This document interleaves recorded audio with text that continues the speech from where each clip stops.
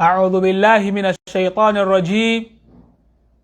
بسم الله الرحمن الرحيم وبه نستعين عونك يا معين ولا حول ولا قوة إلا بالله العلي العظيم الحمد لله والصلاة والسلام على رسول الله وعلى آله وأصحابه ومن والاه. أيها المستمعون الكرام في كل مكان نحييكم بتحية إسلامية قائلا السلام عليكم ورحمة الله وبركاته. وعليكم السلام ورحمة الله وبركاته. lẹ́yìn kíkí Ọlọ́run àti ìtọrọ ìkẹ́ àti ìgẹ̀ fún Ànábì Muhammad sallallahu alaihi wasallam, Ànábì tí oore rẹ̀ kún, tí oore rẹ̀ pọ̀, tí à ń bẹ nínú oṣù àlùbáríkà oṣù yìí, oṣù àbí Ànábì Muhammad báyìí. Ọlọ́run bá wa kẹ́ Ànábì sí, kẹ́ àwọn ará ilé ẹ̀, àwọn ìyàwó, àwọn ọmọ, muhajirun ansor, àwọn tabi'in atba'u tabi'in, gbogbo àwọn àlùfáà wa tí wọ́n ti lọ bá wa kẹ́ wọn. Bàbá wa àgbà Sheikh Alimi Ọlọ́run bá wa kẹ́ wọn. Bàbá wa àgbà Lágége Ọlọ́run kẹ́ wọn. Bàbá wa àgbà Nímọ̀sígbà Ọlọ́run kẹ́ wọn. Bàbá wa àgbà Lágbàjì Ọlọ́run kẹ́ wọn. Bàbá wa àgbà Lókè Agodi Ọlọ́run kẹ́ wọn. Gbogbo àwọn àgbàlagbà bẹ́ẹ̀ tá a jàlùbáríkà wọn, àwọn tá a gbọ́ wá sí wọn, tá a gbọ́rọ̀ wọn, tá a katira wọn, Ọlọ́run bá wa kẹ́ wọn. Ọlá Ànábì lọ́dọ̀ Ọlọ́run. Gbogbo àwọn tí wọ́n ṣẹ́kù láàyè kọ̀ọ̀kan bẹ́ẹ̀ Ọlọ́run bá wa dúró tì wọ́n. Bàbá wa àgbà Maulana Muhammad Habibullah Adam Abdullah Al-Ilori hafidhahullahu ta'ala wa nasarahu. Bàbá àgbà Lágége tòní, Ọlọ́run jẹ́ kí a rí wọn pẹ́. Ọlá Ànábì lọ́dọ̀ Ọlọ́run. Ọlá la hawla wala quwwata illa billahi al-aliyyil azim. Naam, èyí tí ó dùn mọ́ gbogbo àwa àlùmọ̀ tí a ń wò wá jákèjádò àgbáńlá gẹ́gẹ́ bí ìṣe wa àti àṣà wa tí máa ń dùn mọ́ àwa tí sì máa ń dùn mọ́ ẹ̀yin náà,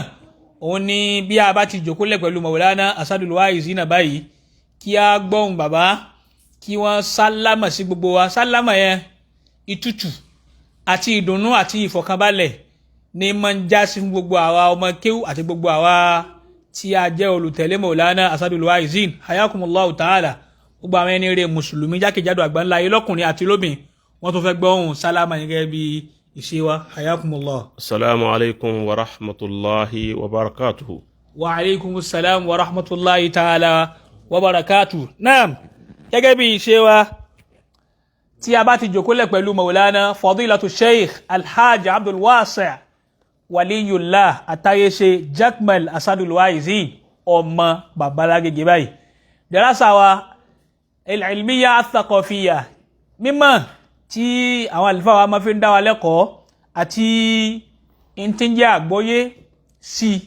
tọ́lọ́ máa fi ń ṣe àlékún mímọ̀ àti fathu fún àwa tí a ń jẹ́ ọmọ kéwú. Àlékún bẹ́ẹ̀ àti tàwfíkù bẹ́ẹ̀ sí Ọlọ́run bá wa ṣàlékún fún àwọn àlùfáà wa àgbà Táyéṣe, ọlá Ànábì lọ́dọ̀ Ọlọ́run. Naam, àwọn ìbéèrè wa ní alẹ́ yìí tí a kó wá síwájú Maulana hayakumullah, ìbéèrè wa tó bí mẹ́ta àbí mẹ́rin sà. Ọlọ́run ó sì bá wa ṣe ìkọ̀ọ̀kan nú ẹ̀ ní ìrọ̀rùn. Ibi tí ẹ ti sọ̀kalẹ̀ fún wa níbi halqa wa as-sabiqa, òun ni ọ̀rọ̀ al-Isra'i wal-Mi'raj tí ẹ ṣàlàyé fún wa, tí ẹ sì kọ́ wa mímọ̀ lérí ẹ̀. Àmọ́ àkọ́kọ́ ìbéèrè wa tí a yọ láàrin yìí ni Ànábì wa Muhammad. Ẹjá mọ̀ pé al-Isra'u ni kíkún lé Ànábì lọ sí Baitul Maqdis. Baitul Maqdis yìí àwa rí gbọ́, a sì rí kàí pé Ànábì wa Muhammad, Ànábì kírun ní Baitul Maqdis yìí. Kódà àwọn Ànábì Ọlọ́run tí wọ́n ti lọ kọ́bla Ànábì wa Muhammad, gbogbo wọn náà wọ́n kírun lẹ́yìn Ànábì wa Muhammad ní Baitul Maqdis tí a mọ̀ sí Jerusalem. Ǹjẹ́ Ànábì Ọlọ́run kírun ṣáájú fáwọn Ànábì Ọlọ́run tí wọ́n ti lọ tó jẹ́ Ànábì wa Muhammad? Àti pé ìrun wọn gan hayakumullah, báwo ni wọ́n ti kí? Ṣé báwa ti kírun nísìn tá rùkú, tá ké Fatiha, tá fèrí kanlẹ̀, báwa ti kírun ní? Ṣé bẹ́ẹ̀ l'Ànábì ti kírun fún wọn? Àti pé ṣé bẹ́ẹ̀ làwọn àmbíyáwù tí wọ́n ti lọ náà kí lẹ́yìn Ànábì wa Muhammad sallallahu alayhi ta'ala wa sallam? hayakumullahu wa atalallahu bakum. Ẹ̀yọ́ lólùfẹ́ lọ́kùnrin àti lóbìnrin máa tẹ̀lé wa lérí dìrásà wa, ẹ sì máa share kí a máa like. Ọlọ́run ó dùn tẹni kọ̀ọ̀kan wa. أعوذ بالله من الشيطان الرجيم. بسم الله الرحمن الرحيم. الحمد لله رب العالمين، الرحمن الرحيم مالك يوم الدين اللهم صل على سيدنا محمد صلى الله عليه وعلى وسلم. آله وصحابه وسلم آمين. Àmín. Aki Ọlọ́run aki Ànábì wa Muhammad Sallallahu alayhi wa sallam. àtọrọ ìkẹ́yìgẹ̀ fún aláìlọ́run Ànábì wa Muhammad Sallallahu alayhi wa sallam. èyí tí a ń ṣe ọjọ́ ìbí rẹ̀ lọ́wọ́ Akramakumullah. tá a sì tún fi àsìkò yìí àsìkò tí a wà yìí a fi ń ṣe ìkíra ẹni fún Mauludi Ànábì wa Muhammad Sallallahu alayhi wa èyí sallam. tí ọjà sí wípé wa afdalul alam bi asriha Sallallahu alayhi wa sallam. gbogbo bí àgbáńlá ayé ti tó ní inú àwọn ẹ̀dá tọ́lọ́run dá ń bẹ Ànábì Muhammad náà lọ́lọ́lá jù ní gbogbo ẹ̀dá Ọlọ́run. Sallallahu alayhi ìwà wa lọ́lá sallam. Ànábì Muhammad ni òun ni ìwà lọ́lá Ànábì wa Muhammad tí ó ní ọlá Sallallahu alayhi wa sallam. ju gbogbo àwọn ẹ̀dá yòókù lọ ni òun náà ni a gbọ́dọ̀ jẹ́ kí Mọ́lúdì rẹ̀ ó máa gbé pẹ́ ju gbogbo àwọn ọjọ́ òbí lọ. Akramakumullah. Ọlọ́mọsá wọlá Ànábì Muhammad abẹ̀rẹ̀ náà nù ni bá ti máa bá lọ́nu fa Ramadana ni ọ́ kọ́dà Ramadana kọ̀ làwọn ṣe Mọ́lúdì Ànábì èèyàn tí wọn kìí sì ṣàṣejù ìfẹ́ náà ni a lè ṣe Mọ́lúdì Ànábì wọnú Muharram gbogbo Sọ́fàrù àní Ramadana kú ọ̀la ẹ lè ṣe Mọ́lúdì Ànábì nù rẹ̀ Jùmọ́dàlì Ọlájàre kọ́dà bọ́ bá rẹ̀ nìkan tó bá di Ramadana tó wá ní mo fẹ́ ṣe Mọ́lúdì Ànábì nù Ramadana má bù Sallallahu alayhi wa ó sallam. ti yé báwọn torí gbogbo àwọn àyà gbogbo ọjọ́ ayé pátá Akramakumullah. ó ti yé báwọn ta lọ́lọ́run torí ẹ̀ dá gbogbo ẹ̀ Sallallahu alayhi wa ó sallam. torí Ànábì wa Muhammad dá Sallallahu alayhi wa sallam. kọ́lọ́n kí ọba wa kí gbogbo àwa mùsùlùmí Àmín. jákèjádò gbogbo ayé tí a ń ṣe Mọ́lúdì Ànábì pé ọlọ́mọsá jẹ́ aṣọ ọ̀pọ̀lọpọ̀ láyé Àmín. baba Sheikh Adam ọlọ́run bùkún kẹ́ wọn bùkún orí wọn Àmín. baba Sheikh Kamal baba Agbaji baba wa Gbarikidoma Sheikh Yahya Murtada Radiyallahu ta'ala wọn anhu. kọ bẹ́ẹ̀ láwọn àlùfáà wa kọ́kẹ́ gbogbo wọn kó ṣàánú wọn kó bùkún wọn Àmín. kó sì má balẹ̀ ẹnu kankan wájẹ́ baba wa Mudirul Markaz Adamallahu alekun hayatahu. ìṣọ́ àtààbò rẹ̀ kún yìí tọ́lọ́run ti ṣe fún wọn ní gbogbo ògbà tá à ń tọrọ fún wọn ọlọ́run bá wa ṣe fún wọn. Àmín. gbogbo àwọn ikhwanul muslimin fi masharikil ardi wa magharibiha Masha Allah. nuhayyikum bi tahiyyatin mubarakatin atiratin fadilatin karimatin qailan assalamu alaykum wa rahmatullahi wa barakatuhu. Wa alaykum assalam wa rahmatullahi ta'ala wa barakatuh. halqa yìí Anakumullah. tí a ń fẹ́ ṣe lálẹ́ yìí Anakumullah. dirasatun mawsu'iyya Bẹ́ẹ̀ni náà. ó ti ó fẹ́ Ó dìbò gan. ó sì dípù gan àmọ́ a máa torí àsìkò wa a nífẹ̀ẹ́ kí àsìkò náà kó lọ púpọ̀ Bẹ́ẹ̀ni sà. kò ní jẹ́ kí n máa pẹ́ lórí ìbéèrè kọ̀ọ̀kan tí o bá ń béèrè. Akramakumullah. àkọ́kọ́ náà béèrè ni pé báwo ló wí. Ànábì wa Muhammad. Ànábì wa Muhammad sallallahu alayhi wa Ẹni sallam. ìsọ̀rọ̀ wa Nábì. Bẹ́ẹ̀ni. Ní láti Makkah. al-Isra min Makkah min masjid al-Haram ila al-masjid al-Aqsa al-masjid al-Qudus abi. Bẹ́ẹ̀ni sà. Ìkúò ní Makkah ní Haram láti bẹ̀ lànàbì ti kúò lọ sí Baitul Maqdis. Nígbà tó wá débẹ̀. èyí wọn ní al-Isra amma al-Mi'raj min Baitul Maqdis ila al-mala' al-a'la al-ufq al-a'la ó ti yé so iná ni mo ti wá sọ wípé ìkúò níbẹ̀ yẹn lọ síbẹ̀ ni àwọn àfáà ní Isra'u yẹn ìrìn òru wọ́n gbé ìrìn ní ruhiyan wa jasadiyan amma al-Mi'raj ó ti yé báwọn su'ida al-Mi'raja ruhiyan duna jasadiyin ó ti yé so ó lọ Mi'raju pẹ̀lú ẹ̀mí nìkan kò sára ń bẹ̀ àmọ́ ṣe Isra'u pẹ̀lú ara wọ́n gbé ìrìn yẹn pẹ̀lú ara ni ó ti yé báwọn òun ni wọ́n ń pè kánákùnú ni ó ti yé báwọn àmọ́ tiẹ̀ tún wáyà tó kánákù kì í sáfẹ́ rí ó ti yé báwọn so ìrìn nú ẹ̀ ó rìn lọ pẹ̀lú bó ti rìn tó yẹ kó lùwà rẹ̀ nìkan lọ́ba tí ó lè mọ̀ náà ìgbà tó wá débẹ̀. Ǹjẹ́ Ànábì kírun fún àwọn tí wọ́n jẹ́ àwọn àmbíyáwù tí wọ́n ti lọ tóun jẹ́ khatamun nabiyyin àti pé báwo ni kayfiya ìrun yẹn ní Baitul Maqdis. ok àwọn ìtọ́sẹ̀lẹ̀ ń bẹ̀ ni pé ànábì ti ń kírun sallallahu alayhi wa sallam láti Mákà nígbà tí wọ́n ti gbé dé lánàbì sallallahu alayhi wa sallam. Naam. ìwà máa kírun láti Mákà yẹn kì í jẹ́ pé ọkàn sàdédé bu ìrun kan ní Baitul Maqdis. ọgbọ́ ó kí ìṣá ìtàn ṣe máa wípé ìrun wákàtí 5 ò tí ì dé. bẹ́ẹ̀ni. àwálù sọ̀láàtì tá ní Muhammad tó kíláyé rak'atayn ni nígbà tí wọ́n ti gbèǹde lójíṣẹ́ ni ó fi já sí wípé kìí ṣe wákàtí 5 yìí ni àkọ́kọ́ ọ̀ranyàn wípé nígbà tọ́lọ́run wá ṣe ìrun lọ́ranyàn lé wa lérí ó ti ṣe ìrun lọ́ranyàn kó tó di pé rákà 5 tá ń kí lójúmọ́ ó tó dé. níjọ́ tá nábì ti dìde ìjà nábì lọ́lọ́run ti ṣe ìrun lọ́ranyàn fún tẹ́lẹ̀ kìí jẹ́ pé ńgbà tí wákàtí ara ń tí a fi ní wípé ọ̀yẹ́ agbọ́dọ̀ máa ṣe dìrásà kí nǹkan yé mùsùlùmí. mùsùlùmí rò wípé ńjọ́ tí ànábì wa lọ Ísírẹ́lì tó wá dé tó wá gba ìrun dé ní ìrun ṣẹ̀ṣẹ̀ wá di ọ̀ranyàn rárá. ìrun ti dọ̀ranyàn fún níjọ́ tó ti dìde lójíṣẹ́ torí kò sí ń tó wá jíṣẹ́ lélẹ́rí ju yín náà lọ. sallallahu alayhi wa sallam. al-aqimu ad-dina. ó ti yé.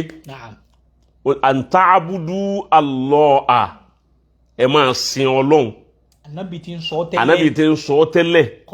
kódà àwọn sàhábà tí wọ́n gbà fún ní Mákà wọ́n ti ń practicalize as-salat. àmọ́ bí wọ́n ti kí ń jọ́nà rákà 2 lásùbà salatul fajr wa salatul isha. ó ti yé wa salatul isha.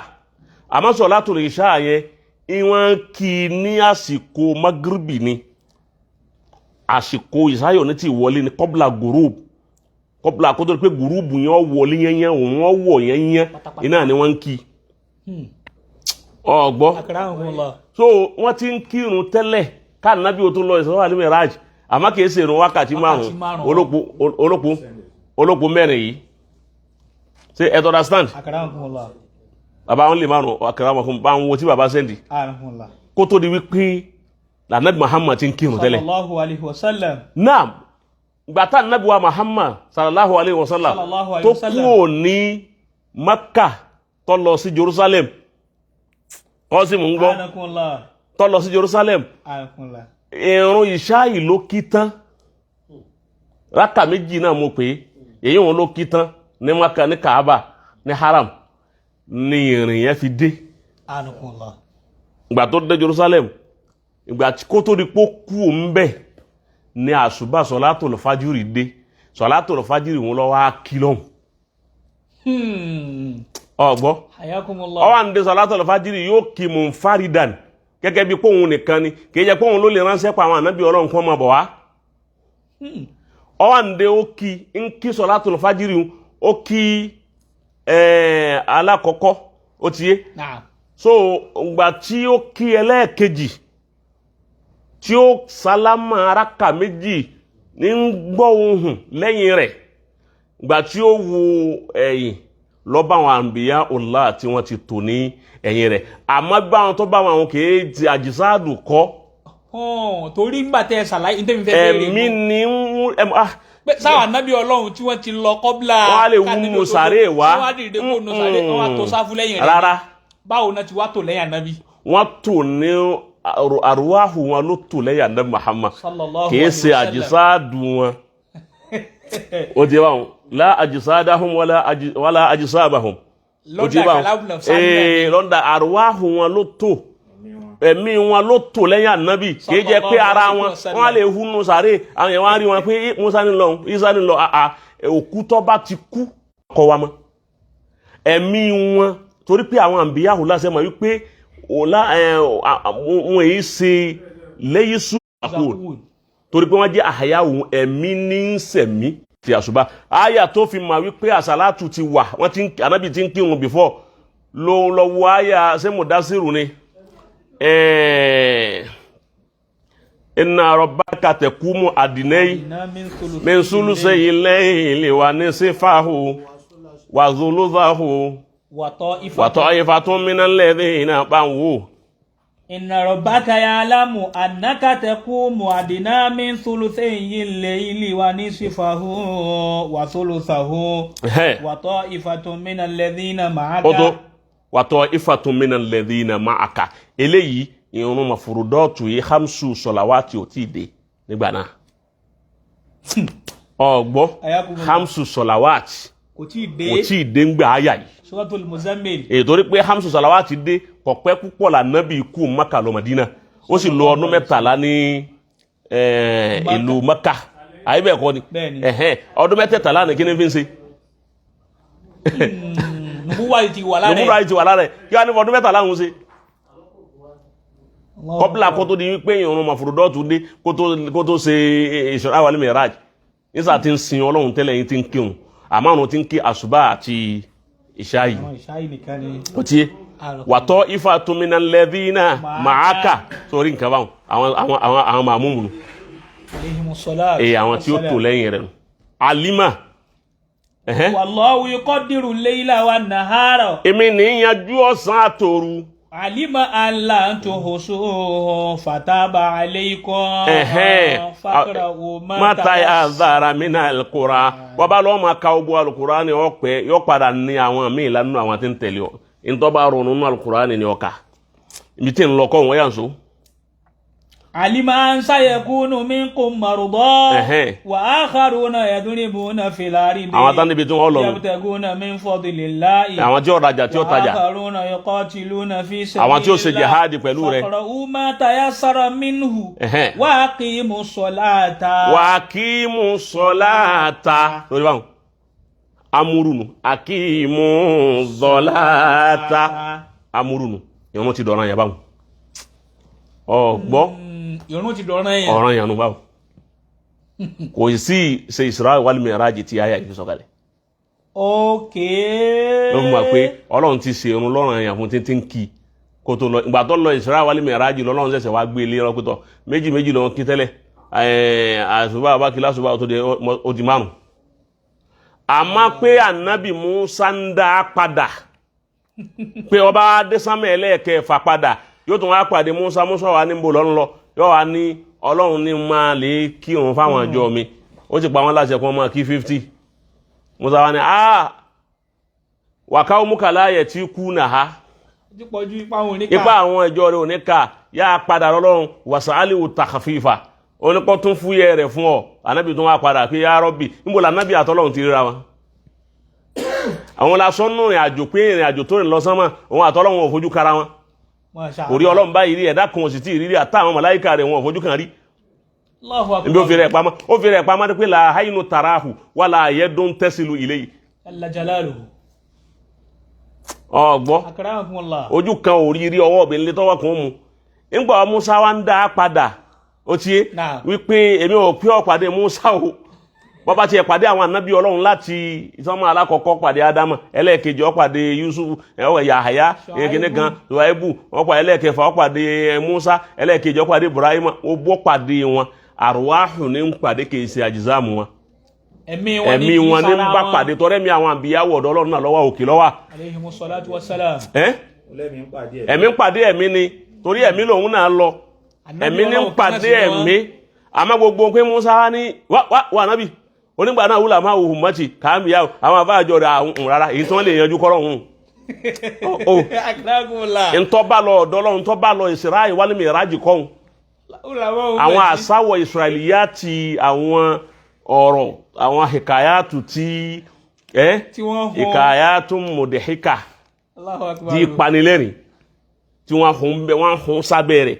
àwọn èyí tó jẹ́ òdodo bẹ́ẹ̀ àwọn èyí tí wọ́n sì hun bẹ́ẹ̀ ngba wa David kan báyìí dé ọkà pàdé ẹ̀rọ ni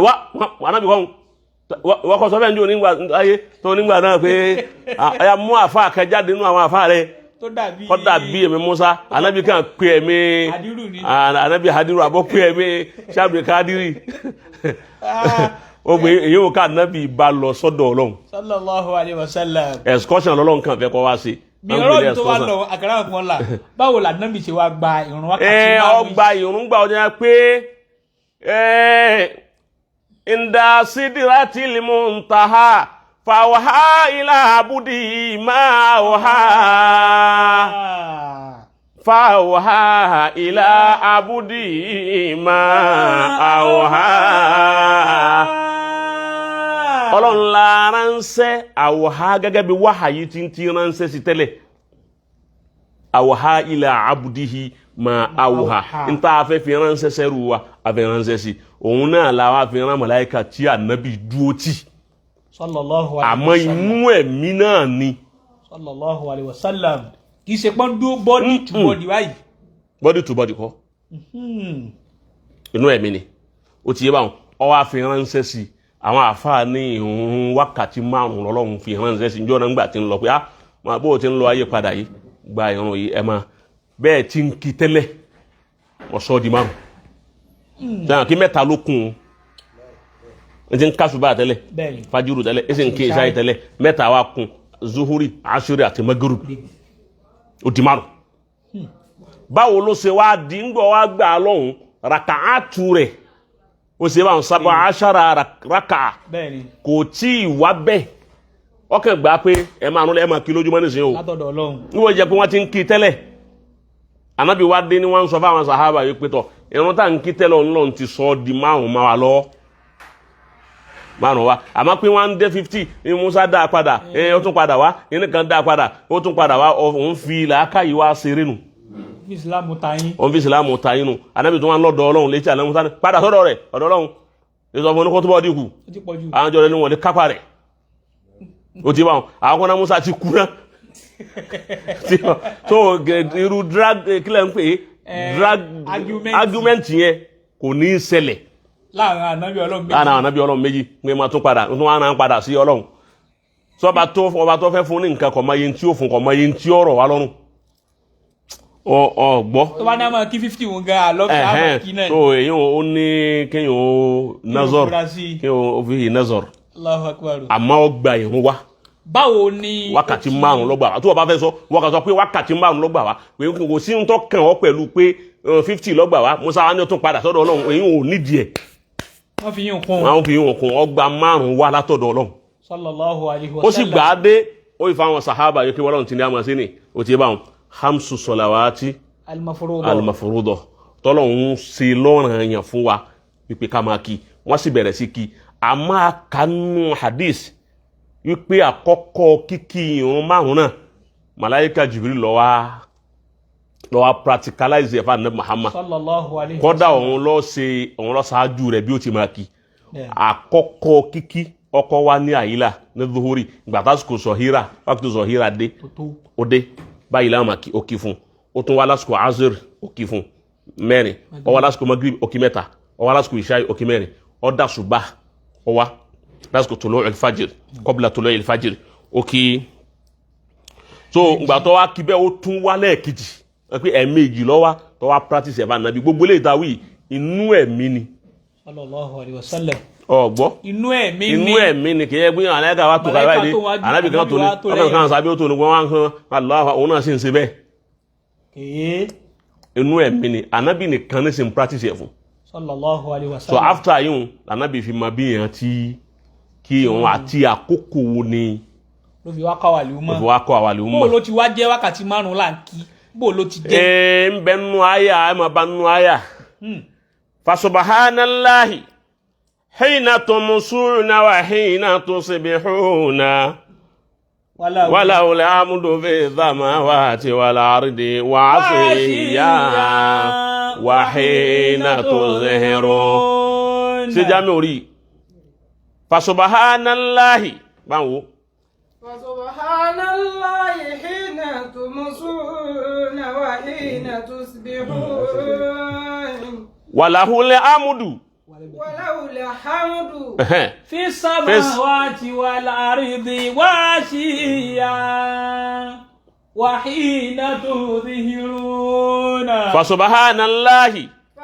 máa ṣe àfọ̀mọ́ fún Ọlọ́run ọba rẹ̀ subhan tẹ̀síbíhù ni àsọ̀látù ni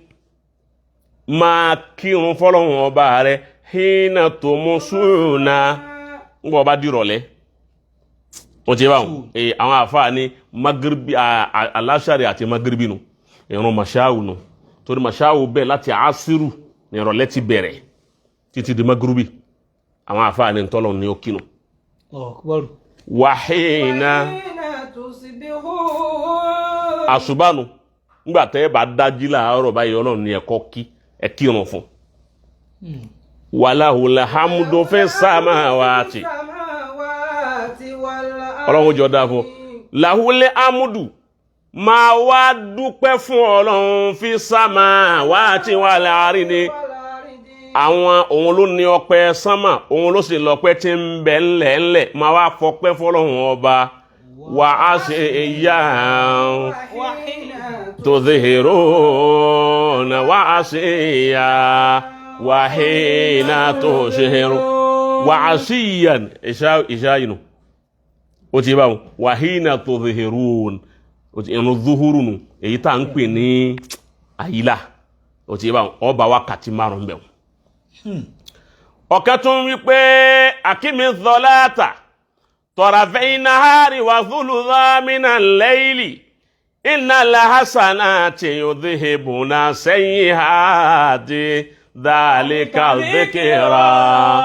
للذاكرين dánú àbáyé máa kírun fọ́lọ́run wa nábì طرفي النهار ẹ̀rí nǹkan wà ètè tí ọ̀sán méjì ọgbọ́ èyí ohun àyílà àti alásàrì ó ti yé báwọn òun nù ètè tí ọ̀sán méjì ètí kan bẹ ó súnmọ́ àárọ̀ ọ̀kan bẹ ó súnmọ́ ṣubú ọ̀kan bẹ ó súnmọ́ màṣáwù tí ń jẹ́ ìrọ̀lẹ́ ó ti yé báwọn òun ni àyílà àti alásàrì wàsúlùdà mìnàlẹ́yìn wàsúlàsà mìnàlẹ́yìn ẹ̀sìn wàsúlàsà mìnàlẹ́yìn àti ìdá méjì ìkílẹ̀ ń pè ìdá méjì nínú ìdá mẹ́ta òru òun náà ni magribi àti ìṣá ìdá kan ní ó kù báwọn ó ti yé báwọn òun nù ni tó bá wá ṣe bẹ́ẹ̀ innal hasanati àwọn dáadáa tó bá ṣe nínú ẹ̀ yudhibuna sayyi'ati yóò pa gbogbo àìdá tí ń bẹ lára rẹ̀ dhalika dhikra so àwọn àyàtú pọ̀ mbẹ̀ tó fi mọ̀ wípé wákàtí márùn ni Ọlọ́run ní kí a kí ó ti yé báwọn so khamsu salawati faradahunna Allahu ala al-muslimin Ọlọ́run sí márùn ní ọ̀ranyàn fún àwa tá jẹ́ mùsùlùmí so bá ànábì ti gbà wá òun bó ti kírun fún àwọn ànábì Ọlọ́run Akramakumullahu ta'ala Ọlọ́run jẹ́ kí a rí yín pé bàbá ti ní àwọn àfẹ́ kí àsìkò wa ó lọ ní alẹ́ yìí àmọ́ bá ti ju mọ́ṣálà kan lẹ̀ nǹkan mẹ́ta lẹ ti gbé wa wọnú ẹ̀ tá a tún ti kọ́ ẹ̀kọ́ ń bẹ̀ Ọlọ́run jẹ́ kí a rí yín pé hayakumullah ìbéèrè tí ó jẹ́ ìbéèrè tó kàn nísìn kíkọ́ mọ́ṣáláṣí àgbà yìí pé iṣẹ́ Ọlọ́run ni Ọlọ́run ni ó sì sẹ́ni tó bá kọ́ mọ́ṣáláṣí ní ẹ̀san dèdé ẹ̀san tí Ọlọ́run ó san ibi tó tóbi dé ẹnìkan ò mọ Ọlọ́run nìkan ló mọ dèdé ẹ̀san tí ó san irú ẹni bẹ́ẹ̀ ǹjẹ́ wá lẹ́tọ̀ọ́ mọ́ṣáláṣí kan bẹ ní apá ọ̀tún ní mọ́ṣáláṣí kan bẹ ní apá àlàáfíà ní ìgbé ẹsẹ̀ bí ẹsẹ̀ 15 àbí ẹsẹ̀ 20 síra wọn ǹjẹ́ a lè kọ́ mọ́ṣáláṣí tira wọn báwọn pé mọ́ṣáláṣí kan bẹ̀yìn ìgbé ẹsẹ̀ bí ẹsẹ̀ 20 àbí bí ẹsẹ̀. béèrè yàbí bismillah. mọ́ṣáláṣí kíkọ́ iṣẹ́ Ọlọ́run ni Ọlọ́run ní sanni lẹ́san lérí ẹ̀ àmọ́ mọ́ṣáláṣí kan bẹ lẹ́gbẹ̀ẹ́ kan ní ìka bíi 20 feet àbí 15 feet sí ibi tí mọ́ṣáláṣí ń wà sáà lè kọ́ mọ́ṣáláṣí míì sí ẹgbẹ́ rẹ̀. alhamdulillah méjì ló pín sí àwọn ìdísára títa lè fi kọ́ mọ́ṣáláṣí sí ẹgbẹ́ ara wọn tí ò ní jìnnà púpọ̀ àbí kó jẹ́ mọ̀kọ́bílù ara wọn mọ́ṣáláṣí kan ní ìrìnà yìí ọ̀kan bẹ ní ìrìnà ń bẹ̀ wọ́n tó wọ́n kọjú sí ara wọn n tó ṣẹlẹ̀ ń bẹ̀ ni wípé a wo kí ni hájà tó gbé wa lọ síbi kíkọ́ àkọ́kọ́ hájà ni pé kọjá sí wípé mọ́sálásí yẹn ó ti kún, èrò ti pọ̀ sí, èrò ti pọ̀ sí, jàmáà ti pọ̀ sí, mọ́sálásí wọn wá gba jàmáà ma ẹnìkan Ọlọ́run wá bò wọn náà láṣìírí, òun náà wá kọ́ kan sọ kankan bẹ́ẹ̀ ni ó ti yé. So làwọn èèyàn bá di wípé táwọn kan bá lọ yàyí àwọn àdá kan lọ ọ̀hún bẹ́ẹ̀ ni, àmọ́ kò ní jásí wípé wọ́n fi táìmù díẹ̀ lẹ̀ fún pípé òun ara wọn. Wákìtù àwọn eléyìí ó yàtọ̀ fún wákìtù àwọn eléyìí, kọ́dà bọ́ jẹ́ bí ìṣẹ́jú márùn síra wa. So to get so wọ́n fi ní máa dira wọn ní ọwọ́ èyí wọn kan. Ẹlẹ́ẹ̀kejì tí a lè fi kọ́ bẹ́ẹ̀ ni kọjá sí wípé ráàtì bí lẹ́ni yìí ń kí, ẹni yìí wá dé, Ọlọ́run ní kí òun náà ó ní wúsírù àti mákídúrà láti pé òun ọkọ̀ mọ́sálásí òun náà fẹ́ máa kí jímọ̀. Àwọn eléyìí ráàtì bí ni wọ́n náà wọ́n kí wọn kí jímọ̀. Ẹni yìí wá dé wá wò pé kò sí mọ́sálásí jímọ̀ ládùúgbò yìí, ó ti yé báwọn, jẹ́ agbé mọ́sálásí jímọ̀ kan sí yàyín, tọ́já sí pé àtàwọn tí ń kí ráàtì bí yàyín náà àtàwọn tí ń kí ráàtì bí gbogbo wọn padà papọ̀ mọ́ wá kí jímọ̀ ní yàyín tó wá gbé kalẹ̀ tó wá dé mọ́sálásí jímọ̀ mú gbé kalẹ̀. Bó ní mọ́sálásí jímọ̀ bá gbé mọ́sálásí jímọ̀ kalẹ̀ bẹ́ẹ̀ tó wá já sí wípé ibi tó gbé kalẹ̀ sí bọ́yáre náà mọ́sálásí tọ̀hún ni, ó ti pàápàá jùlọ bí àwọn tí sábà máa ń ṣe bẹ́ẹ̀ làwọn ń tasawufu, lẹ́ pé wọ́n máa kí jímọ̀ wọ́n sì máa ṣe tasawufu wọn àsìkárù nu mọ́sálásí, wọ́n wá ń ṣe àsìkárù mọ́sálásí. Àsìkárù ni wọ́n wá di wípé tí àsìkò òun bá ti wá tó tá ilé àbá tó wọ́n dìde wọ́n kírun, wọ́n parí ìrun tán wọ́n tún bẹ̀rẹ̀ àsìkárù wọn. Sẹ́mà pé àwọn náà ti ń kí ráàtì bínú, àmọ́ wọ́n sọ̀rọ̀ ń pa kí ráàtì bí yàn ọ́ má fi àfẹ́kìtì àwọn tí wọ́n ti gẹ̀ẹ́tì bẹ́yẹn. So èyí wọn ò sí, àmọ́ tó bá yẹ pé ó ń tọ̀ wọ́n mọ̀ irú èyí tí ọ̀dà tí Ìsìlámù kọ̀ tí ọ̀fẹ́ ni Masjidu Dirar. Èyí tán pé Masjidu Dirar ni mọ́sálásí ọ̀tẹ̀, ó yẹ pé torí pé ìmáàmù kan kú wọ́n wá fẹ́ jẹ́ ìmáàmù mi, àwọn méjì wá ń dù wọ́n wá ń lọ ọ̀dọ̀ àwọn àfà àwọn àhímà, wọ́n wá yin ẹnìkan wípé a fún àfà alágbájá, làwọn àjọ tó ń tọ̀ wá ní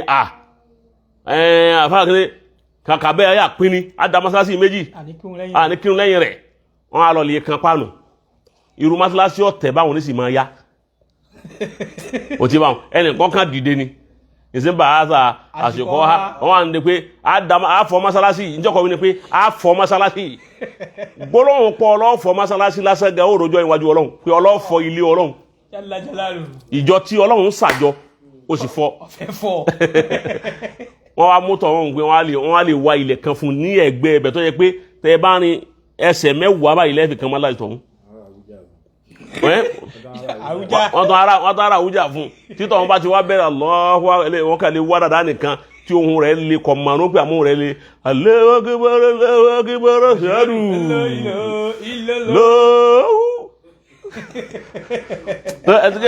yọ́bọ̀ wá pẹ̀lú ashhadu anna Muhammadan Rasulullah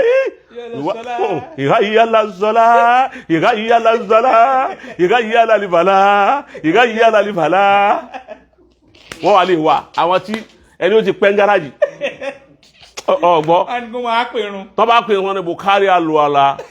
ẹjọ́ bí tẹ́ ẹ bá wà ẹni gbogbo yẹn ẹ̀jẹ̀ dìde wá kírun fọ́lọ́hun ẹ̀rọ tí alùkìyàmọ̀ ó ti pẹ́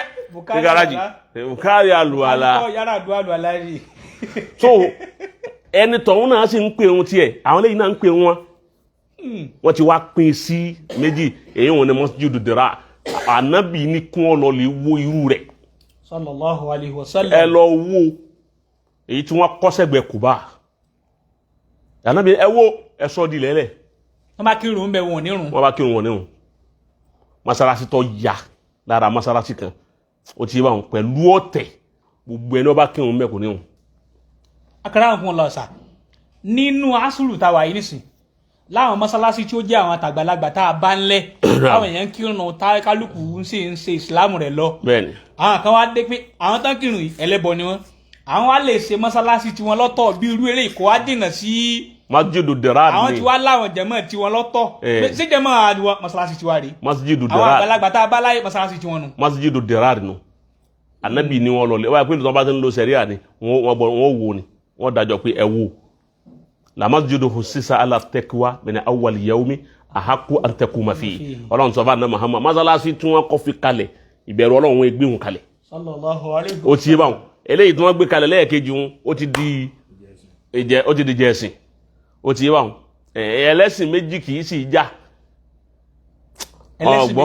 ẹlẹ́sìn méjì jà bíbó ẹ̀sìn Islam kan náà káwọn méjì ọmọ wa jà èyí wọn anabi kò sínú tá anabi fi kalẹ̀ anabi sọ anabi la tarji'u ba'di kuffaran anabi ní bá lọ tán ẹ má di kèfèrí o yadrib ba'dukum riqaba ba'di táwọn apá kan mùsùlùmí wà nù masalasi wọ́n jáde masalasi wọ́n sì yọ ìdàlẹ́ kan náà wọ́n sì máa bẹ̀rẹ̀ àwọn dà mùsùlùmí àti mùsùlùmí jẹ́ mùsùlùmí síra wọn àwọn sunna àtàwọn sufi wọ́n wà yọ ìdà yọ àdìgbé àwọn sufi pa èèyàn mẹ́ta àwọn sufi pa lánàá àwọn sunna ní ẹ̀yìn pa wá àbí ok tírí o ọ̀dà àwọn náà ń bọ̀ wá ó ti wá anabi ní ẹ má ṣe bẹ́ẹ̀ tẹ́ ẹ bá ti ṣe bẹ́ẹ̀ ẹ di kèfèrí ń já sí wípé ọba yẹ pé àwa ń jà lórí ọ̀rọ̀ ẹ̀sìn àfàìmọ̀ ni ká má bàa kèfèrí wájú Ọlọ́run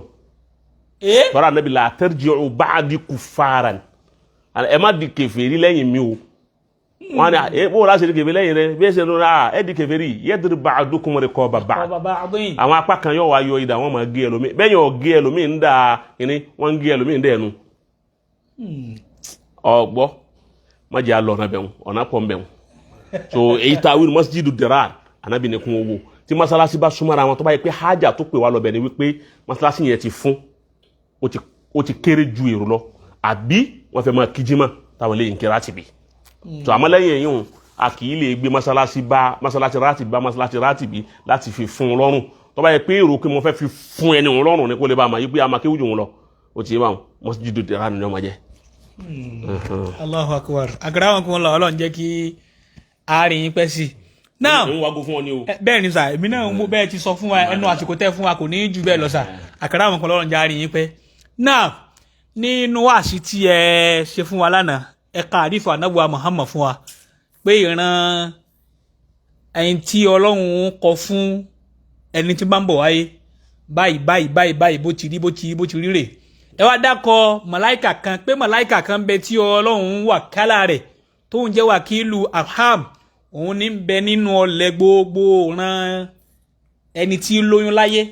iṣẹ́ màláìkà kan lọ́lọ́run gbé rán yìí náà màláìkà Jibril inú àwọn màláìkà mẹ́rin tí wọ́n gbajúmọ̀ nínú Islam yàtọ̀ sáwọn hamalatul arshi màláìkà Jibril ẹjá mọ̀ yìí pé màláìkà Jibril yìí ni Ọlọ́run máa ránṣẹ́ sí àwọn àmbíyá òní wáhìú màláìkà tí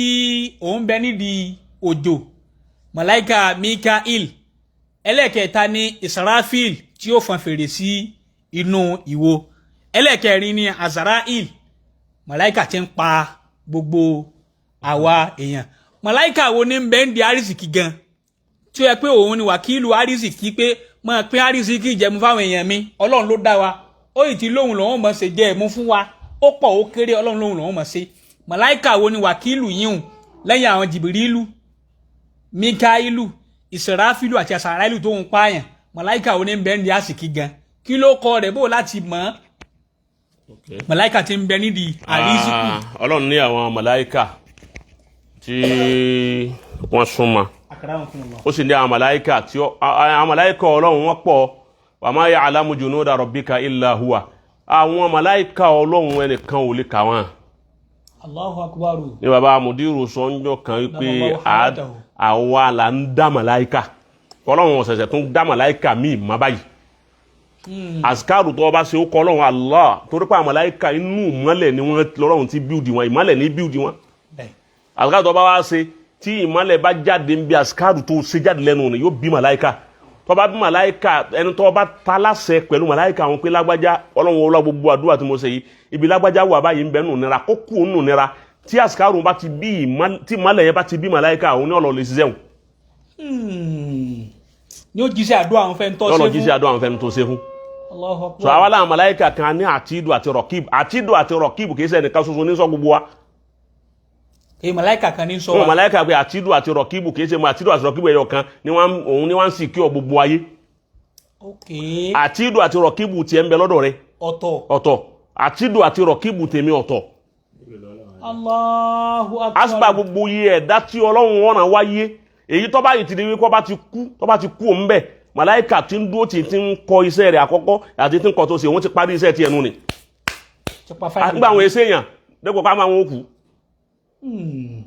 ọgbọ́ Jalla jalaluhu. ọ̀kanu Munkaro àti Nakiri tí ń bẹ nínú sàárè tí wọ́n jáde sí wa kìí ṣe Munkaro àti Nakiri ẹyọ kan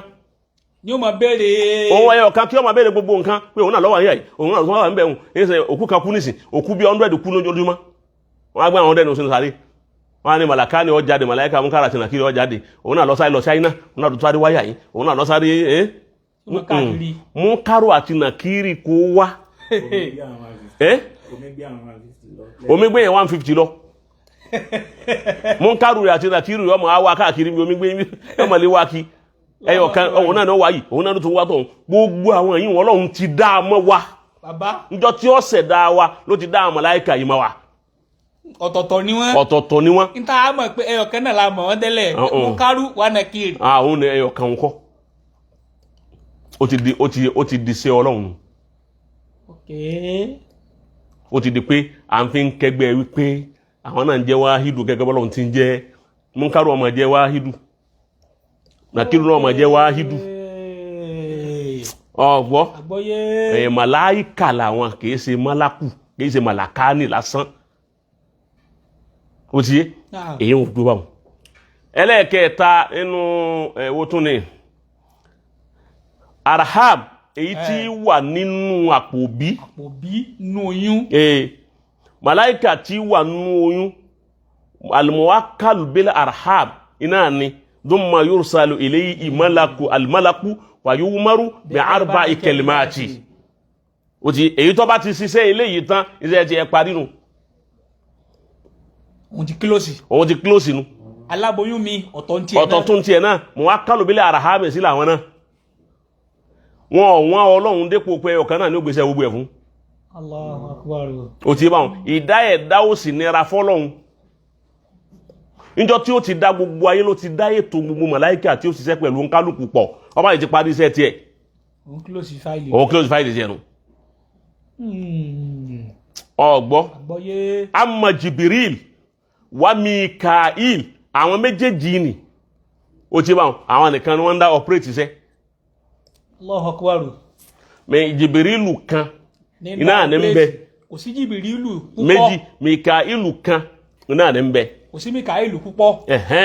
Mikailu púpọ̀ ò sí Jibrilu púpọ̀ ò sí ẹyọ kan òun náà èyí kan òun náà tó jíṣẹ́ fà nábì sallallahu alaihi wasallam èyí kan òun náà ló jíṣẹ́ fún gbogbo àwọn àmbíyá ọlá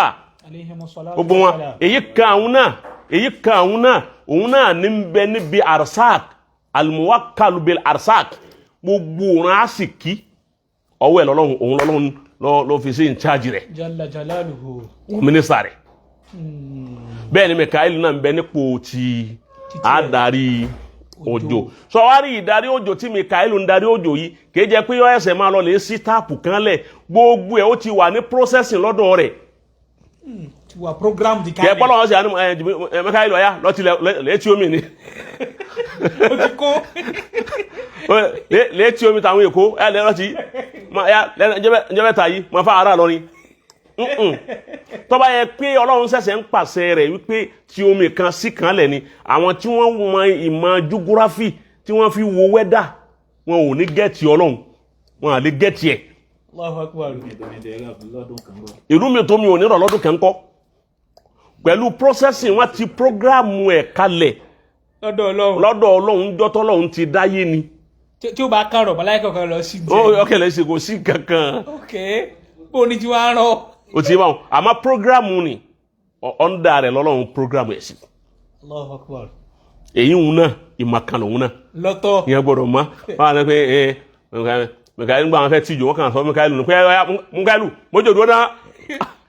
mo fẹ́ sòde bá mójò dúró gbogbo yọ̀rọ̀ kò ní rọ̀ ǹjẹ́ wọ́n ti òjò àbí wọn kì í tì ọ̀rọ̀ ọjọ́ mi tún nìyẹn náà ọ̀tọ̀ nìyẹn àmọ́ màláíkà tí ń bẹ ń díẹ̀ Mikailu ni ló fi já sí wípé àwọn méjèèjì nìkan lọ́lọ́run dákọ̀ọ́nú Al-Qur'an náà màláíkà àsàrà ìlú tó ní òun ní gba ẹ̀mí ìbolo màláìkà kan tí orúkọ rẹ̀ ń jẹ́ àsàráìlù ò sínú màláìkà Ọlọ́run Naam. kò sàsàráìlù nínú màláìkà Ọlọ́run Àní àwọn mẹ́rin. kò sí màláìkà kan Jibirilu, Mikailu, Israfilu àti Asarailu tí ń pa àwẹ̀ yìí. báwa náà ti gbọ́ ń gbà wọn nu bá a sì ti kánú ó ti yé báwọn Naam. àmọ́ nù rírìn jìnnà mímọ̀ lápadà bá wípé kò sí màláìkà kan nù màláìkà Ọlọ́run tó kọ rẹ̀ ń jẹ́ àsàráìlù kò sí Asarailu tí ń pààyàn. àwọn àgbẹ̀ àsàráìlù ti ń pààyàn mú ẹ̀rí rẹ̀ wá nú alukur'an Bàbá. mú ẹ̀rí rẹ̀ wá nú hadisi anabi la fil Qur'an wala fil hadis ọgbọ́ Àgbọ́yé bàbá. la yujadu malakum ismuhu asarail fil Qur'an wala fil hadis. Àkàrà nǹkan ńlá ọ̀sà. Màláìka Asarailu tá à ń sọ èyí tí ń pààyàn yìí. Lọ́dọ̀ àwọn àfáà láṣìírí, ọmọ ń bẹ nínú tí wọ́n fi kọ̀yádà àwọn Asarailu ní bẹ́bí Haki Jibirila, Mikaila, Israfila, Azarail. Azaraila alayhi salam. Bẹ́ẹ̀ni. Kò sí màláìka tí ń jẹ́ bẹ́ẹ̀. Kò sí màláìka tí ń jẹ́ Asarailu. Màláìka kan bẹ tí ń jẹ́ Asarailu tí wàá pààyàn. Mi ò rí mọ́ kánú mọ́ wá nú Al-Qur'ani fa lẹ́yìn Mikail àti Jibril nìkan Ọlọ́run dákọ̀ nú Al-Qur'ani. Ọlọ́run ò dákọ̀ Asarailu wala Israfil. Amma Israfil ntọ́jí á ní gbígbà wípé màláìka tí ń jẹ́ Israfilu ń bẹ òun ni àwọn lànà Muhammad hadisi anabi wọ́n ní anabi tí bá ń ṣàdúà anabi ó ní Allahumma ya rabba Jibrila wa Mikaila wa Israfila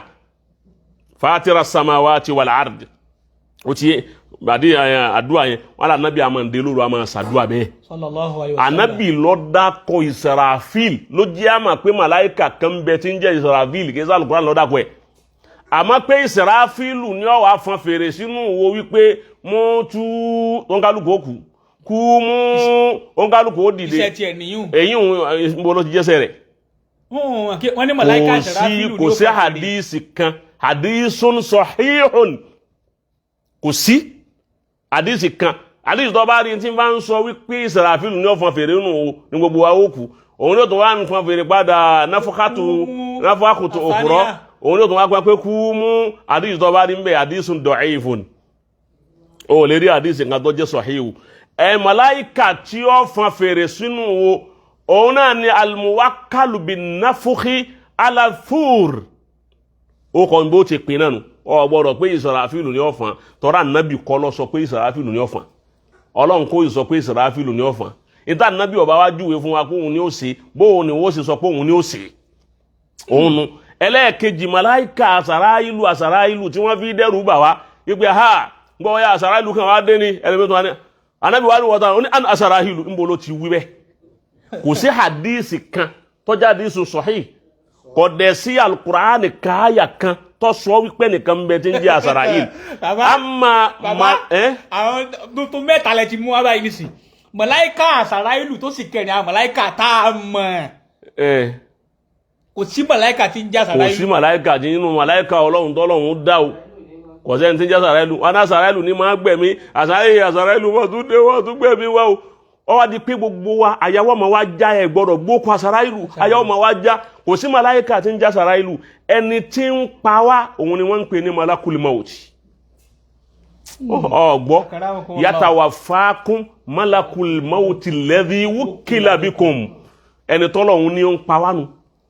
ẹni tá ànábì náà sì ní ń pa wá nù ànábì ọ̀sọ́nù àdìsí kan nítorí Asarailu kan bẹ Ọlọ́run ọ̀sọ́nù Al-Qur'ani pé Asarailu kan bẹ bọ́ bá wá rí ọkọ̀ Asarailu nù àdìsí ànábì àbínú Al-Qur'ani ọ̀yá àfi ṣe mí láǹfààní kí n rí wọ̀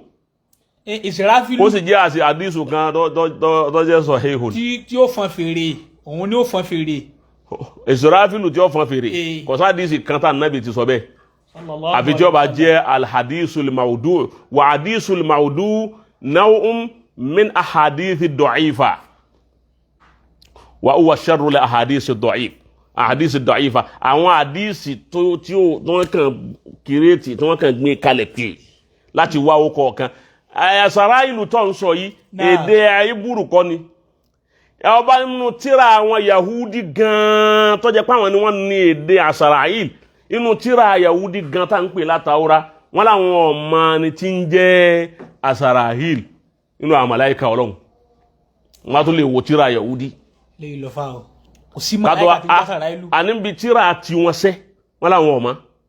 tó jẹ́ pé èdè wọn ni èdè Asarahil kátó wá pé nínú Al-Qur'an tó jẹ́ tiwa níbo láti rí kátó wá pé nínú hadisi Ànábì èyí tá a mọ̀ òun ni Mikail wa Jibril méjèèjì lọ́lọ́run sì dákọ̀ nínú Al-Qur'an Ọlọ́run ò dákọ̀ Israfil wala Azrail amma al-hadis faqad dhakara isma Israfil duna Asarail la fili hadisi so wa sahih ó ti bá lọ dákọ̀ hadisi Muslim ko ma bí nǹkan òun lọ dákọ̀ Israfil ló tún jí àgbà gbọ́ walau kana hadha al-hadith da'ifan ó ti bá la tarakna hadha li hujjiyya gbọ́ àbá filẹ̀ fún hujja àmọ́ ngba ta ti hadith yìí tó ti dákọ̀ ó já mọ́ àmọ́ Asarail wa gbọ́ ẹni tí ń pa wá òun ni malakul maut malaika kan tún bẹ tí wọ́n ń pè ní Ridwan wọ́n lóhun ní sọ́lẹ̀kùn àlìjánná bẹ́ẹ̀ni mo wá gbogbo tírà hadisi ń orí mo sì wá Al-Qur'ani wọ́n gbọ́ kọ Ridwan nínú Al-Qur'ani sì gbọ́ ó kọ Ridwan nínú àwọn ahadisu sọ̀yíhà tọ́lá láfíà nígbà nìkan bẹ tí wọ́n ń pè Ridwan wọ́n ní Ridwan wọ́n lóhun ní sọ lẹ̀kùn àlìjánná ń bo láti rí àkàrà nǹkan la rí yun sa ń bo láti rí ń bẹnu hadisi tí wọ́n ti àti Ànábì wọ́n ní Ànábì ó kan lẹ̀kùn àlìjánná kókókókó màláíkà wọn wá sọ fún Ànábì pé ìwọ ó ní ọ̀n tilẹ̀kùn yóò wá dá fún ọ yóò wá bọ̀ kàdísì hun àdísì tó sì dání àbí àdísì sọ híhùn yóò dá fún ọ Ànábì ní àti bábà àlìjánná èdè ojú ọ̀nà àlìjánná fa astaftihu wà á kan lẹ̀kùn wípé ẹ ṣílẹ̀kùn fún mi fàyẹ̀kúlù lẹ́hàdìn ẹni tí ń sọ ojú ọ̀nà àlìjánná wa ní man anta ìwọ òwònú wa akúlù ana Muhammad èmi wà ní mi Muhammadu ni màláíkà Khasinu yóò wá sọ wípé òkè bíkà umirtu ìwọ ni wọ́n pa mí láṣẹ pé ń ṣílẹ̀kùn náà fún ìwọ náà ní retí la aftaha li adi ba'daka qablaka tí ìsìfẹ́ nìkan sì ní ìsìfẹ́ nìkan ṣáájú rẹ̀ wọ́n ní wọ́n ní kí n kọ́kọ́ ṣílẹ̀kùn rẹ̀ fún ìgbà tá Ànábì wí bẹ́ẹ̀ Khasinu l'Ànábì pé Ànábì ó dákọ̀ Ridwanu àwọn àfáà wa ní Ridwanu náà ni mo wọ́n ti máa àwọn àfáà náà sọ bẹ́ẹ̀ báwọn àfáà ti sọ fún wa náà nù ńgbà tó ti rí inú Al-Qur'ani tá Ànábì ò sì sọ báyìí kórúkọ rẹ̀ ní jẹ́ báwọn yóò sọ yín wà fún ọ ní tó fi mà yí pé bẹ́ẹ̀ ni pé n tí ń sọ yìí òun ni ọ̀bẹ̀ lọ́nà wà òun náà jẹ́rìí jẹ́mi so aláwọ̀kọ́ nù àdìsí wọn ni pé Ànábì ò dákọ̀ Ànábì ní Khasinu àlìjánná ni kò dákọ̀ Ridwan ibi tó fi mà bẹ́ẹ̀ ni wípé Khasinu nar ẹni tí ń sọ iná Ọlọ́run dá iná ó sì dá àlìjánná nígbà tí iná ti wà tálìjánná sì wà ẹni tí ń sọ iná òun ni Máàlíkù ọgbọ́ àgbọ́yé bàbá a sì bá owó kọ rẹ̀ nínú Al-Qur'ani ọba tó wá gbó kọ Máàlíkù sínú Al-Qur'ani tí ó wá gbó kọ Ridwanu nínú Al-Qur'ani a ṣe wá Ànábì ó sì dákọ̀ Ridwanu a ṣe wá hun Ridwanu sí Ọlọ́run àtànábì ní ẹnu màláíkà ń bẹ tí ó dúró ní ẹnu ọ̀nà àlìjánná Khasinu l'Janna ni Khasinu l'Janna tí wọ́n ká Ànábì pé òun náà lábàá pé àmọ́ ká hun pé Ridwanu ní orúkọ rẹ̀ kọ̀lẹ́rì ìtọ́jú ń sọ eléyìí ni pé kéjẹ pàwọn náà máa sọ wípé Ridwanu ni àmọ́ wọ́n béèrè lọ́wọ́ rẹ̀ tó ń jọ ma kéwú pé kílẹ̀ rí tó fi mà bẹ́ẹ̀ ní pé Ridwanu ni wọ́n náà máa takú wípé ẹni bá lọ́wọ́ gbà pé Ridwanu ni ń bẹ lójú ọ̀rọ̀ àlìjánná yóò wọ̀ náà Máàlíkù nìkan la gbọ́dọ̀ mọ́ gbà á ó ti yé báwọn torí wípé àwọn ọmọ náà wọ́n máa sọ pé yá Máàlíkù ìwọ Máàlíkù wọ́n gbọ́ ó dé ọ̀rọ̀ bákà lè yẹ́kìdí ẹ̀kìní kan ya Máàlíkù lè yẹ́kìdí bá ń tún wí bá ń wí nádàú ya Máàlíkù ẹ̀wọ̀n nǹkan àwọn ti pè é nu àwọn ará àlìjánná sọ pé yá Ridwan torí pé àwọn ará àlìjánná gan ò ní ìdí wọn máa wá màláíkà kan kí wọ́n ti wọlé tí wọ́n wọ̀ tán wọn ní ẹsẹ̀ máa bí orúkọ màláíkà àmọ́ Máàlíkù ìyá tí ń jí àwọn tọ̀hún náà lójú wọn pélé dípẹ́ aláwọ̀ kí ló kọ̀ ọ̀gá ti mẹ́ lẹ́nu ọ̀nà ni wọ́n ní Máàlíkù ní jẹ́ yóò sílẹ̀kùn pé ya Máàlíkù wa Máàlíkù liyaqdi alayna rabbuka ó sì yá sọ fọ́lọ́run pé kó fẹ́ ká pa wá kó má ti á sẹ̀mí má rárá ìyà yìí pọ̀ Málíkù wá sọ pé innakum makidun bẹ́ẹ̀ sì máa bẹ́ẹ̀ lọ péré nu ibi tá a ti mọ̀ wípé ẹni tí ń bẹ inú ná òun ni Málíkù nù so gbogbo àwọn eléyìí kò sí ẹ̀rí dépò tá a mọ̀ wípé àsàrà ìlú Ọlọ́run fi ètò ẹ̀mí lé ní ọwọ́. Bàbá ẹni kò sẹ́ni fún pé àsàrà ìlú ní pa wá. Kò sẹ́ni èyàn. Ìsìráfìlù ni ó fọn fèrè. Kò sẹ́ni pé òun ni ó fọn fèrè Ìsìráfìlù ń bẹ o. Torí àdìsí ta rí àmọ́ pé yóò fọn fèrè kò sẹ́ni. Màláìkà tí ó fọn fèrè àmókò ẹ̀. Kò sẹ́ni ó mókò ẹni tí ó fọn fèrè dìísí. Ọlọ́run náà sá sọ wánùfíkà nínú wánùfíà àbísúrì wọ́n fọn fèrè sínú wo ọ̀dàkọ̀ ẹni tí ó fọn Ìsìráfìlù lẹ́wà ń pòhùn ní ó fọn kí la fi wọ́n ọgbọ́ malakul mauti yatawafakum malakul mauti alladhi wukila bikum atatawafatihum rusuluna rasulul maut aw malakul maut ló kọ ẹni tí ń pa wá Qasim malaika tí ó wá pa wá tán pé malakul mauti kìí ṣe nìkan ṣoṣo okay àwọn náà tó pọ̀ ló fi ní tawafatihum rusuluna ní ó fi lé rasuluna ó ti tawafatihum rusuluna malaika tí ó pa ẹni kọ̀kan malakul mauti tèmi ń bẹ pẹ̀lú mi ní Ọlọ́run ti dá mi ni ó ti bá wọn tí lágbájá ń bẹ pẹ̀lú rẹ̀ tí lágbájá kó wá ló ní malakul mauti alladhi wukila bikum àfi tí ó ń kálukú ti ẹni kọ̀kan lọ́tọ̀ọ̀tọ̀ malaika ilé ìjọ tó bá ti pa ó ti gbẹ̀mí ti ẹ̀ tán ó ti bá wọn malaika ń parí sẹ́nu kò tún pẹ̀lú mímọ́ ẹnìkan tó wọ́n pa náà. àkàrà ń fọlọ ṣé ní èèyàn kan àbí malaika tí ó pa àwọn Yorùbá ní ọ̀tọ̀ malaika tí ó pa àwọn Ìgbò ọ̀tọ̀ rárá o malaika Lárúbáwá ọ̀tọ̀ rárá gbogbo yìí ẹ̀dá tí ń bẹ láyé ẹ̀dá kọ̀ọ̀kan ní yẹ malakul mauti ẹni kọ̀ọ̀kan rẹ̀ malaika tí ó pèlè ọba ti pa yóò máa tẹ̀lé kíni títí di yọ́ tí ọjọ́ kúrẹ́ ó tó gbèsè wọn bẹnu máa ń jẹun yóò máa wo ni gbé mọ́mi yóò máa wo ni kò ní kú pẹ̀lú rẹ̀ gẹ́gẹ́ bí àkíbù àti àtìrù táwọn náà ń bẹ pẹ̀lú rẹ̀ ní malakul mauti náà ń bí òkú tí wù ọ́ gbọ́ ọba ti ṣeré iná ọtí ẹ ti parí nù malakul mauti lé náà ń tẹ̀lé bọ́n náà bá ti pa tiẹ̀ parí nù ni ló fi ń jẹ́ malaikatu kìnnì kan táwa fa kìnnì kan malá rárá táwa ata ìzájà amúrú kìnnì kan táwa fatihum rusuluna wàhún láyò fáre túnà ó ti gẹ́t àwọn àyàtú ń bẹ tó fi sọ̀rọ̀ àwọn màláíkà tó sọ nípa pé àwọn tí ń pa wá màláíkàtù ni wọ́n kìí ṣe málákù ẹyọ kan ó ti àmórúkọ wọn náà láti wá wípé kò gbọdọ̀ tún máa pé àṣàrà ìlú ni ó tún máa wá jẹ́ mọ́ gbàtọ́ lọ́wọ́ ti dákọ̀ rẹ̀ Ọlọ́run ti dákọ̀ rẹ̀ ọ̀wá gbọ́dọ̀ pé àṣàrà ìlú ni wọ́n ká ní àṣàrà ìlú wa pọ̀ malakul mauti ni malakul mauti yìí tí ó pa wá ìjẹ́ ikú gan Qasim náà malakul mauti gangan ẹ mà pé ọba dàl kíyàmà wọ́n ní wọ́n wá mú ikú wá bẹ́ẹ̀ni ikú wá dé bí àgbò ikú tí ń pa gbogbo yẹn wá dé bí àgbò lérí èyí ń padà sọ lérí ẹjọ́ mi pé wọ́n mú ikú wájú àlìkíyàmá wọ́n mú ikú tí ń pa wá gan kí ni yàtọ̀ tí ń bẹ láàrin mautu àti malakul mauti gbọ́ alimautu wa malakul mauti alfarku baynahum tó bá ti mọ̀ yín wọn ló ti understand in that way nígbé kò sẹ́ni tí ń jẹ́ àṣàrà ìlú malakul mauti ní ń bẹ bí eléyìí bàbá táàbí tẹ fún wájú wá léṣẹ́jú bẹ́lẹ̀ yóò ti nínú ẹyọ ń dá mi báyìí ó ti léṣẹ́jú mẹ́sàn-án báyìí àmọ́ insha Allah rahman bàbá atúláwọn nǹkan míì ó dáa tún ti ń àwọn ìbéèrè míì tún ti ń yọ láàrin àwọn tẹ́ tún ṣàlàyé pẹ̀lú ògo Ọlọ́run a tún fi sílíkọ omi pẹ̀lú ògo Ọlọ́run tẹ́ bá wa tàn mọ́lẹ̀ sí ẹ bá wa fẹ́ lójú torí kó lè yé gbogbo àwa mùsùlùmí àti mùsùlùmọ́ ní ọkùnrin àtòmí Ọlọ́run kó san ẹnì kọ̀ọ̀kan wa ní ẹ̀san olóore ọlá ànábì lọ́dọ̀ Ọlọ́run wala la hawla wala quwwata illa billahi al-aliyyil azim bàbá wa àgbà fadilatu sheikh alhaji abdulkadir onílé márùn abdulkadir hamilu na'ale almudir alhali hadamallahu hayatahu wa hafizahu allahu wa adamallahu dawlatahu akramakumullah enti bàbá wọn lè márùn fi tí wọ́n ọ̀sọ́ndà comment section yẹn alákọ̀ọ́kọ́ nìyẹn lérí ọ̀rọ̀ títí al-Isra'u wal-Mi'raj tí ẹ sọ òun nìyẹn. Ọya bá ń ká jáde. وهذا ما قالته أم المؤمنين عائشة رضي الله عنها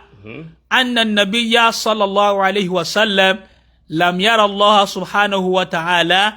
لقوله سبحانه وتعالى لا تدركه الأبصار وهو يدرك الأبصار. ولو قلنا أن النبي يرى الله بعينه خالف القرآن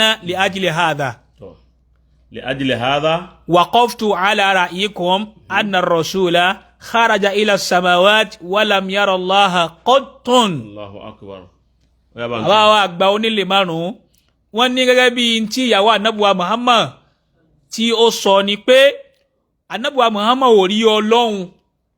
according to ayé al-Qur'an tí Ọlọ́run sọ pé ojú kan ò lè rí òun lòun rí gbogbo ọ̀nà ojú pátápátá. Tá a bá wá ní anábì lọ sọ́dọ̀ Ọlọ́run anábì wá rí Ọlọ́run báyìí pé fètètè pé sọ́ba tó dá wa rèé ó ti tako al-Qur'an pé ojú kan ò lè rí Ọlọ́run. Wọ́n ní nítorí ìdí eléyìí bàbá wa àgbà àtàyè ṣe Jackman wọ́n níbi tẹ́ ẹ dúró síhùn náà làwọn dúró sí pé ànábì ò rí Ọlọ́run o rárá àti rárá ànábì ò rí Ọlọ́run ọba àlekè ọlá. kódà àwọn bíi Aisha pé ǹjẹ́ ànábì rí Ọlọ́run. Aisha ni man sa'ama anna Muhammadan raha rabbahu faqad iftara ala Allahi kadhiban. ó ti ẹni ó bá sọ pé ànábì rí Ọlọ́run fún fèǹtẹ́tẹ̀ báyìí ajẹ́pọ̀ ń tọ̀ ọ̀ parọ́ mọ́ Ọlọ́run ó sì parọ́ mọ́ kọ̀ọ̀hún náà. So bàbá wa gbóhùn lè máa kọ́ lọ́mọ́sá bá wa san wọ́n ní ẹ̀san olóore. Muwafaka tí wọ́n ṣe pẹ̀lú eléyìí ìtìfáàkù wọn àti muwafaka lérí eléyìí ó ti muwafakatun bahsiyan ilmiyan muwafakatun bahsiyatun ilmiyatun ó ti báwọn kì í ṣe jahaliya ẹlòmíì máa kàn ọkọ àmọ́ support yín I support àmọ́ kò ní evidence wọn mú wáyé nísìn àmì support wa lérí èyí tá a sọ yìí náà nípa ọ̀rọ̀ àṣàrà ìlú nǹkankan yìí náà ó ti yé báwọn mo mọ̀ pé pẹ̀lú yọ̀ǹda Ọlọ́run ẹni tọ́lọ́run bá fún ní yọ̀ǹda láti ṣe ìwádìí ìjìnlẹ̀ lórí rẹ̀ ó ti yé báwọn yóò wá fákàntì